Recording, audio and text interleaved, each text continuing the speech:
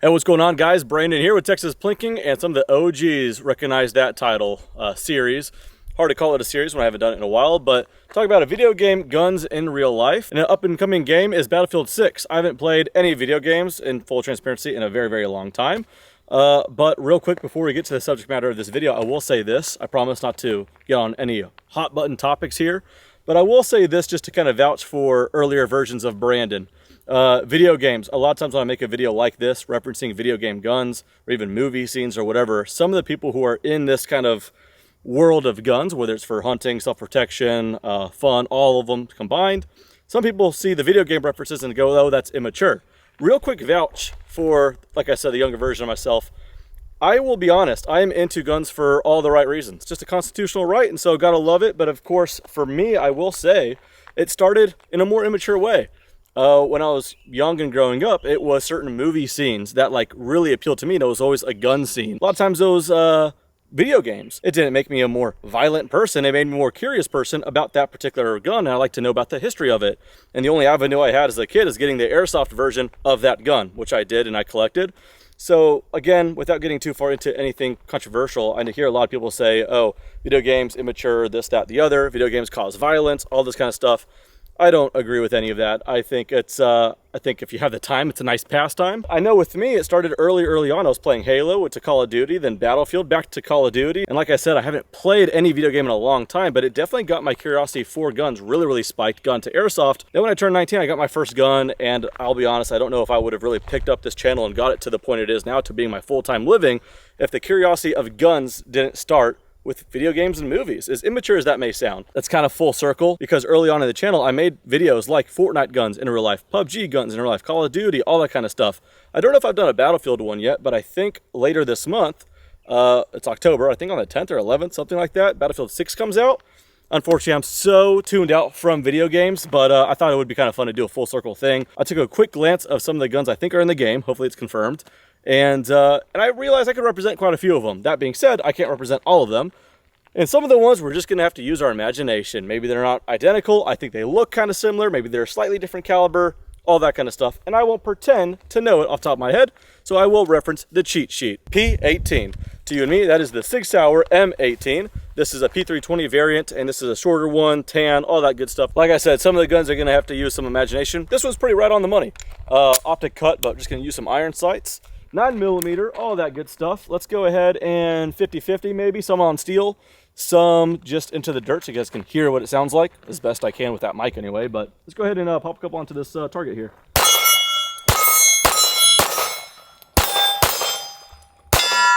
Some into the dirt.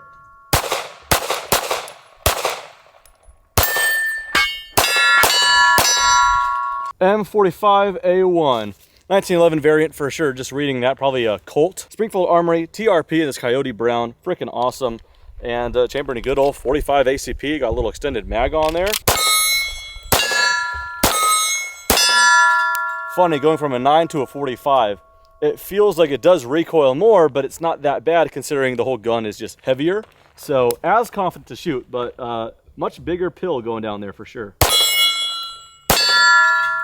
In the dirt. Good old 1911, man. That feels great. And the next gun's going to feel like a 22 relative to that. The ES 5.7.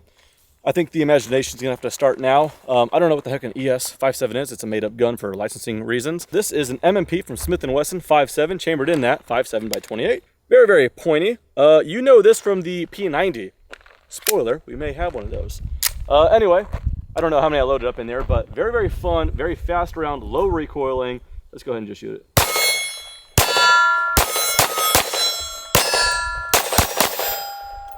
I forgot how much fun this is. You pay to play with that price per round, but that is fun.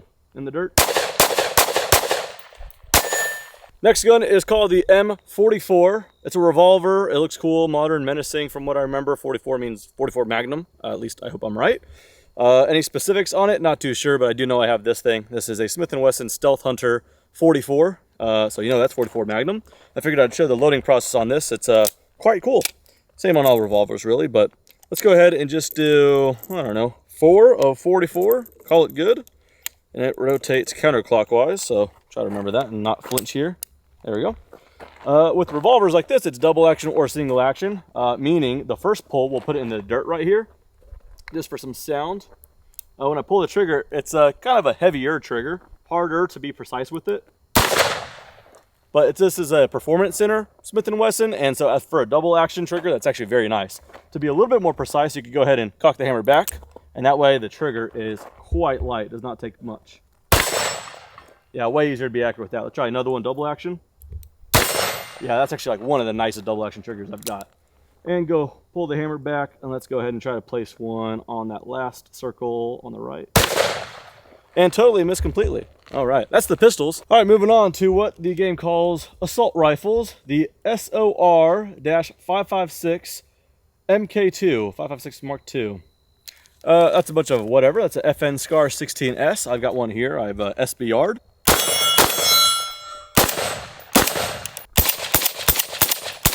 The AK-4D. I forgot what that looked like, but when I was looking at it, it reminded me of like an HK-G3, which I also don't have, but I have a PTR-91. The rest in the dirt here. And the last one I have brought out is supposed to represent the TR7. It's a Tavor, and I could tell by the mag it's a bigger caliber than this. It's probably like a 7.62-51.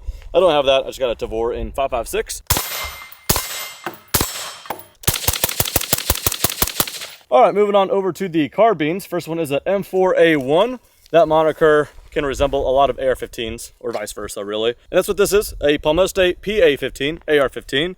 Let's go to the bigger aperture here.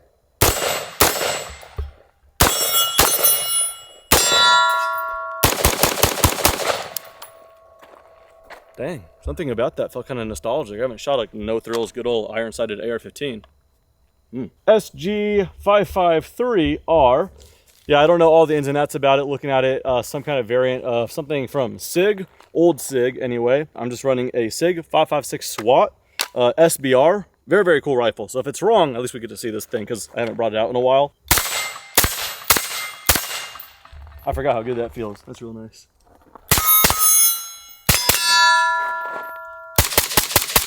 All right, now when I say imagination, I really mean a stretch of the imagination. AK-205, and I just put in parentheses, modern AK in a smaller caliber. If you would believe it, I don't have anything in 5.45 by 39. Sorry, I should change that, I know. But I do have a AK that takes AR mags and shoots 5.56. Very, very Frankenstein type of gun. I don't know, use some imagination. I think it's fun. Let's go ahead and shoot it. All right, another one in the carbines list, grc-bt. I don't even remember what I thought that looked like, but it was some kind of a bullpup. And just looking at it, I went, that kind of looks like it could maybe resemble a Desert Tech Wolverine if you squint your eyes. So if you guys are really passionate about the game, excuse this one. It's probably not a Desert Tech Wolverine, but I thought it looked similar enough. And so that's what this is, a Desert Tech Wolverine.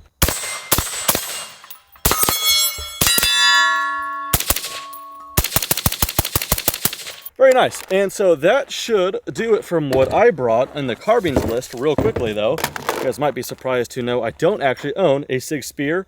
The game calls it the M277, but it totally is through and through a 6 Sauer Spear. But I did make some video on one that I had on loan. And so old footage, it's kind of lazy, but cue it now.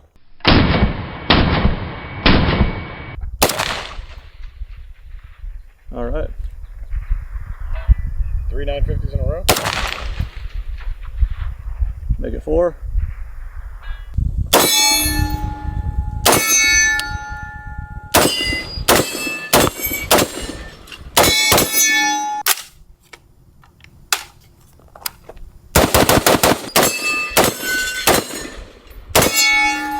New category, and I think it's going to be probably just about my favorite, SMGs or submachine guns. As a civilian, these are just semi-auto, but nonetheless, moving with the first one here, SGX, very well resembles the SIG Sauer MPX.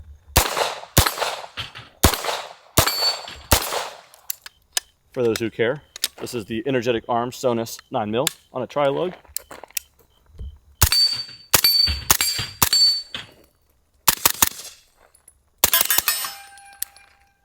That's nice. I think I've only ever featured this on my PDW comparison video, PCC comparison video. And let me know if you guys want a full review on this. If it's not really a good fit for the channel for a full review, I'll do it on my second channel, Texas Plinking Gear.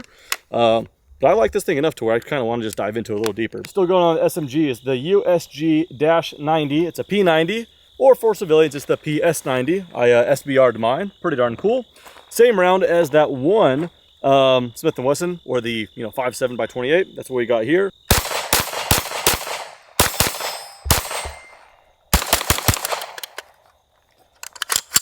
That's it. KV9. It is very well a Chris Vector. The 9 part lets me believe that it's a 9mm, but I don't have that. I have a 45 ACP, which is the correct way to get a Chris Vector.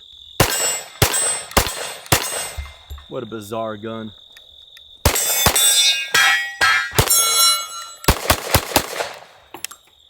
PW5A3.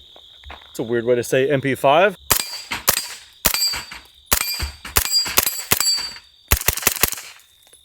UMG-40. That's an interesting one. I don't have a UMG 40. Is that like 40 Smith & Wesson? I don't know. But I've got a LWRC SMG 45 to resemble the UMP kind of thing. It is in 45 ACP. From my experience, it's been a lot of fun. But inexperienced with this, Dead Air Mojave 45.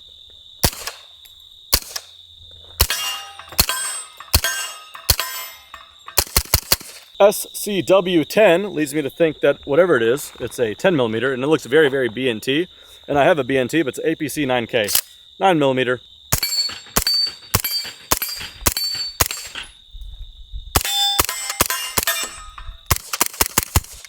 That's all of the SMGs I brought out, but there is something pretty cool here. PW7A2. It's an MP7, and because I'm not a centimillionaire, I don't have an MP7. But I was lucky enough to shoot one. It was actually the first time I ever shot a full auto, years and years ago, 5 years ago, 6, whatever it was. So again, I'll be lazy. Old footage, cue it now.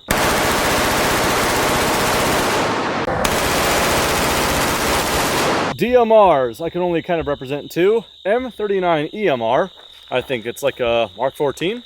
Either way, this right here is a Springfield Armory M1A, and I have it fitted in a Sage EBR chassis. Funny enough, this is not a SM6251, this is a 65 Creedmoor.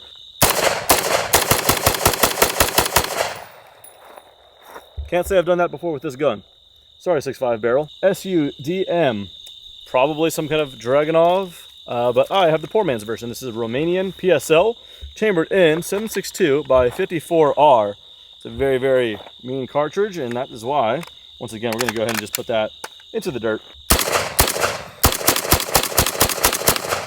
Sniper rifles, they call it the PSR. It's a Barrett MRAD.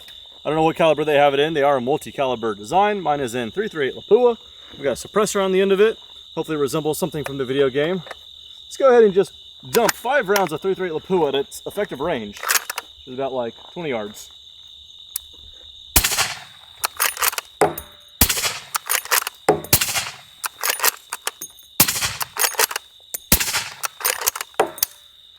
All right, and if that seemed wasteful, well, kind of is.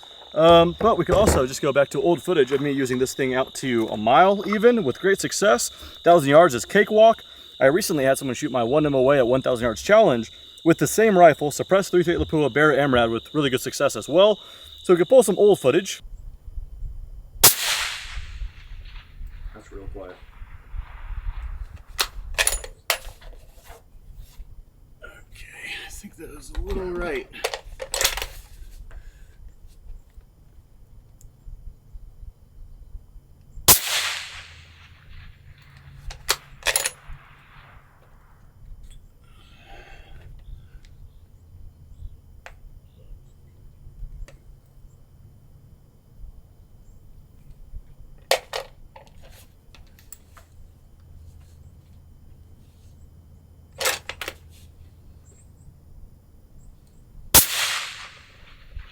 Nice hit.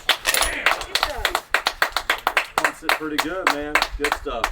And while we're at it, getting some old footage, another sniper rifle is the M2010. It's a Remington 2010 military rifle that I think was really, really quickly adopted. I don't know if it's still in service, probably not. But it's a cool rifle. And someone else from my long range challenge from well over a year ago, Grant, he actually had a very clone correct rifle. I think it was episode 2 or 3 of the challenge. So quite a while ago. Some old footage of that real quickly as well.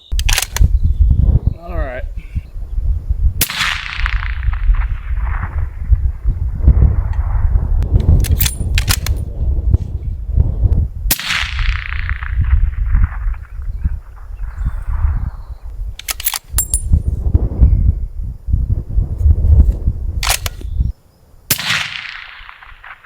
That's a hit. Was that on 3? 3. 3, good deal. If you can tell, we're doing shotguns now. M87A1. I don't know, it's a pump action 12 gauge shotgun, and I've got one of those. It's a Remington 870, specifically my Marine Magnum. A little different from the game, but that's okay.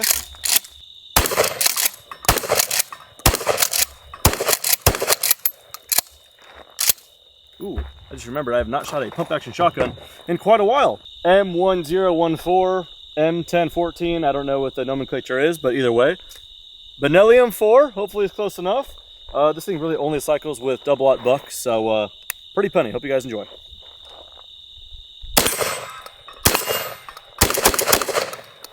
Ooh. Yeah, I gotta bring this one out some more. That is quite nice. All right, you guys are really gonna have to forgive me here and just use some kind of stretch of the imagination. 18.5 KSK. I don't know, 18.5 probably is the barrel length. It's a semi-auto 12 gauge shotgun, which is what I've got here. And it's mag fed. It's a Typhoon F12, some Turkish gun. I first got this thing, I thought it was gonna be just so ridiculous and unreliable. It is ridiculous, but it's actually working pretty good. It's just a lot of fun. Yeah, mag fed, semi-auto 12 gauge. AR controls, the video game one. I don't know if that totally is the case, but who cares? It's fun. Lock back and all, this thing is a ton of fun.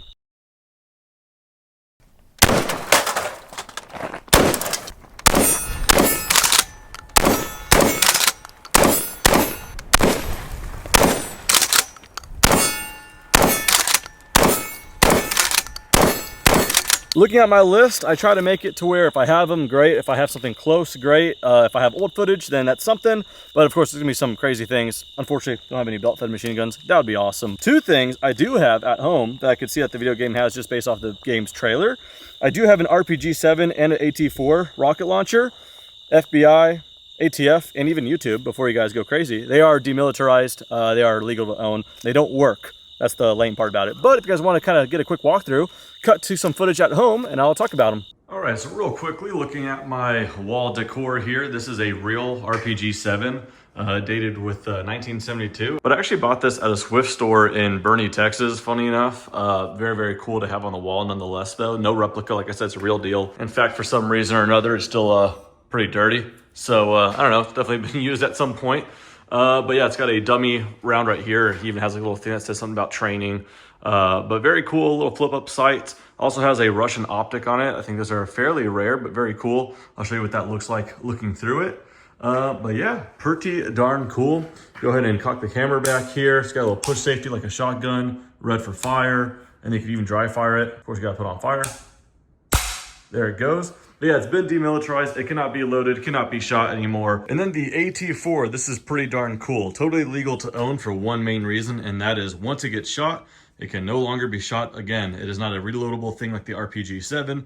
It just has one rocket in it and it gets shot and then pretty much just becomes a fiberglass tube. Funny thing about the AT-4s is you could pick it up and if you have no idea how to use it, just keep rotating it and you'll find the instructions on it. For example, step 3, aim. Pretty, self-explanatory. Has flip-up sights here.